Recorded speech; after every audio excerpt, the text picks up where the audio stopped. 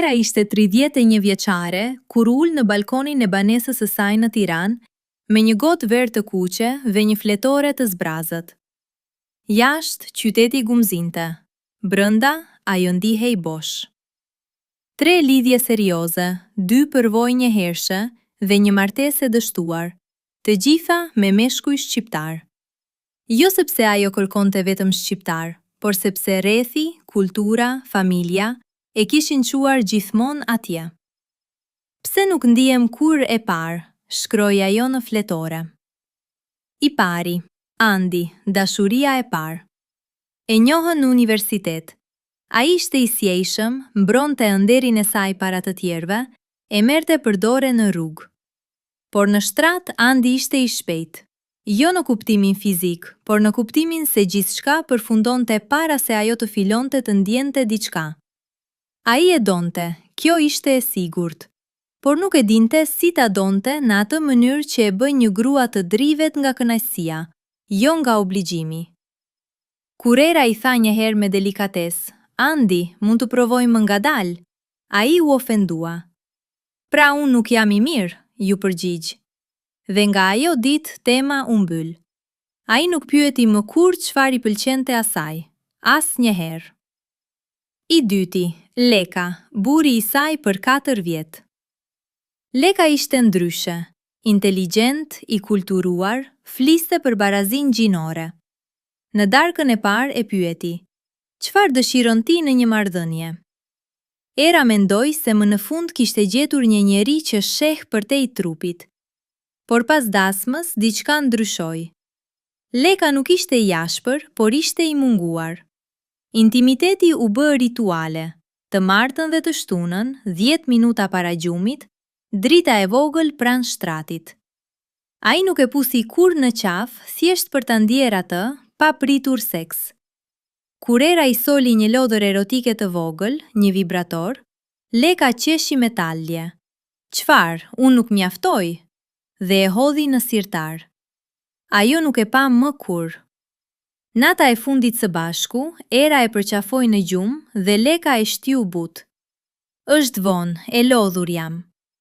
Ajo u zgjua në mes të natës dhe e gjeti veten duke qarë në banjo. Jo nga inati, por nga vetmia. Kishte një burr pranë saj, por ndihej më e vetmuar se kur ishte beqare. I treti, Beni, aventura e shkurtër.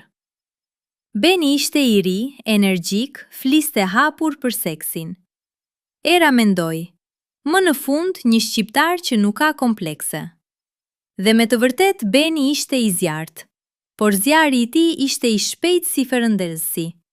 Ai donte ta mahnite atë, jo ta dëgjonte atë. Një mbrëmje Era e ndaloi në mes të aktit dhe i tha, Ben, më pëlqen kur më preh këtu, më but. Beni ndaloi e shikoi sikur ju tha një formulë fizike që nuk e kuptonte, pastaj vazhdoi si më parë. Ai nuk ishte egoist me qëllim, thjesht askush nuk e kishte mësuar ndryshe. Në kulturën e tij, mashkulli drejton, gruaja ndjek. Por Era nuk donte të ndiqte, donte të udhëtonte bashk. Pas befit, Era u tërhoq. Jo nga meshkujt, por nga loji i marrëdhënieve që ajo kishte jetuar. Ajo filloi të leçonte. Për anatomin femrore, për klitorisin, për orgazmën, gjëra që në shkollën shqiptare askush nuk ja kishte mësuar. Zbuloi se nuk ishte e prishur apo kërkuese. Zbuloi se kënaqësia e saj nuk ishte një bonus, por pjesë themelore e intimitetit. Një mbrëmje i ati i saj, një burr i vjetër nga mati, i rept por i dashur, e pyeti. Era, pse nuk martohesh më? Mos je bërë ndonjë feministe e atyre? Era qeshi dhe i tha, Baba, unë dua vetëm një njeri që nuk ka frikë të më pyes çfarë të pëlqen, dhe pastaj ta bëj me vëmendje, pa e marrë si fyerje. I ati nguroi. Pastaj u ul pranë saj dhe tha diçka që Era nuk e priste. E di çfarë, bi? Unë nuk e pyeta kur nënën tënde çfarë i pëlqente. As në kuzhinë, as në dhomë të gjumit. Dhe tani që më thua ti, më vjen keq. Ajo nuk u përgjigj, por atë natë shkroi në fletore. Meshkujt shqiptar nuk janë të pamundur. Ata thjesht u rritën duke menduar se kënaqja e gruas është një mister, jo një bisedë. Por unë nuk dua më të jem mister. Dua të jem një grua që tregon gishtin në trupin e saj dhe thot: "Këtu, ja ku më kënaq." Dhe ai që do më doj, do të më dëgjoj. 3 muaj më vonë, Era takoi një burr. Jo shqiptar këtë herë, por kjo nuk ishte pika. Pika ishte se, në darkën e tretë, ai e pyeti: "Më trego çfarë të bën ty të ndihesh mirë? Jo në përgjithësi, konkretisht." Era qau, jo nga trishtimi, nga lehtësimi. Pas asaj darke, Era fyet të shihte gjërat ndryshe. Jo sepse burri i ri, Emilio, me origjinë italiane, por i rritur në Spanjë, ishte ndonjë magjistar i shtratit. Përkundrazi, kur u dashuruan për herë të parë, Emilio ishte i ngathët, i pasigurt, madje pak qesharak. Por ai bënte diçka që asnjë nga shqiptarët e kaluar nuk e kishte bërë. Pyeste, ndalte, provonte përsëri, qeshte me veten dhe vazhdonte. Një natë, pasi eksperimentuan për orë të tëra, jo vetëm me trupin, por me fjalët, me pyetjet: "A të dhëmb? Më shumë atje apo këtu? Çfarë ndjen tani?" Era u shtri në krevat dhe pa tavanin duke u rrotulluar. Jo nga alkooli, nga tronditja e të qenit e parë. Emilio e përqafoi nga pas dhe i pëshpëriti. "E di çfarë? Herën e parë që më hodhe në shtrat, unë pata frikë." Era u kthye. "Frikë? Pse?" "Sepse në vendin tim, meshkujt mësohen të jenë të fortë në shtrat, të dinë gjithçka. Por unë nuk dija gjë, dhe më duhej ta pranoja. Më duhej të pyesja ty. Dhe kjo më bënte të ndihesha i dobët." Era nuk qeshi.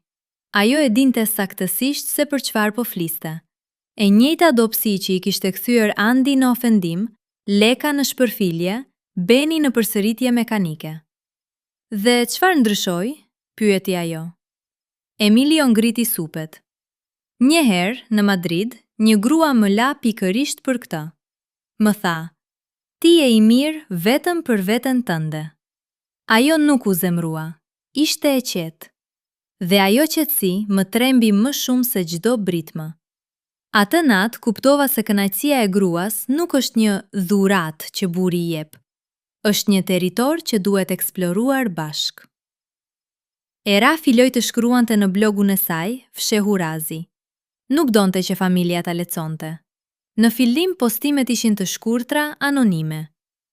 Dita kur kuptova se klitorisi nuk është një mit. Pse burrat shqiptar pyesin "a mbarove", por nuk presin kur përgjigjen e vërtet? Çfarë do të thotë të jesh grua e mirë në shtrat? Dhe pse kjo frazë më neverit? Pastaj ndodhi diçka e papritur.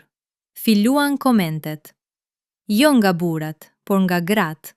Shqiptare nga Tirana, Durrësi, Prishtina, Shkupi, madje edhe nga Mërgata. Gratë që kishin kaluar vite duke pretenduar, duke heshtur, duke thënë "po, mbarova", kur në realitet nuk ishin filluar as të ngroheshin.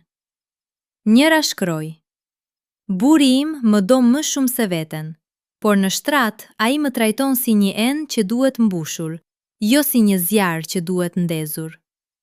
Një tjetër: "Unë jam 47 vjeç. Asnjëherë nuk kam pasur orgazm me një burr shqiptar. Me të huajt po. A jam unë problem?" Era u përgjigj: "Jo, nuk je problem. Je thjesht një grua që u rit të besonte se kënaqësia e saj ishte opsionale." Por jo të gjitha komentet ishin mbështetëse. Një ditë, një burr me emrin Patrioti 2025 shkroi: "Ti turpëron kombin.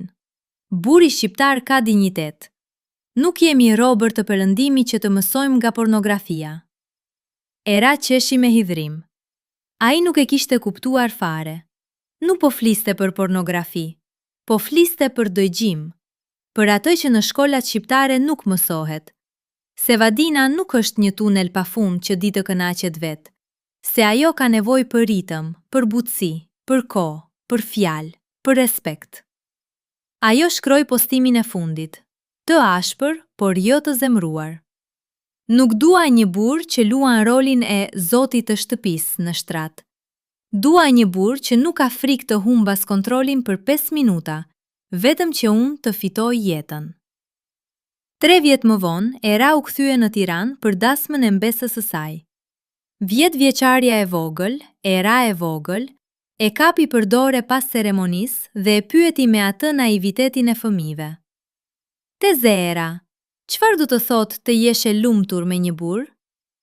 Era u përkul, e puthi në balë dhe i tha: do të thotë që ai të do ty edhe kur nuk e dhën asgjë në këmbim, edhe kur je e lodhur, edhe kur nuk e buskuq, edhe kur thua sot nuk dua. Dhe kur thua sot dua, ai nuk nxiton ta mbaroj. Ai nxiton të njohë përsëri, sikur herën e parë. Voglushja nuk e kuptoi plotësisht, por Era e dinte se një ditë do ta kuptonte. Dhe kur ajo ditë të vinte, ndoshta, bota për të do të ishte pak më ndryshe. Sepse historia e zhgënjimit të grave nuk fillon në shtrat. Fillon në heshtjen që u mësohet që në djep. Dhe përderisa ato heshtin, asnjë burr, shqiptar, italian, spanjol apo marsian, nuk do të mësoj kur se çfarë do të thotë vërtet ta kënaqësh zogun. Por Era nuk heshti më. Dhe kjo ishte fillimi i gjithçkaje.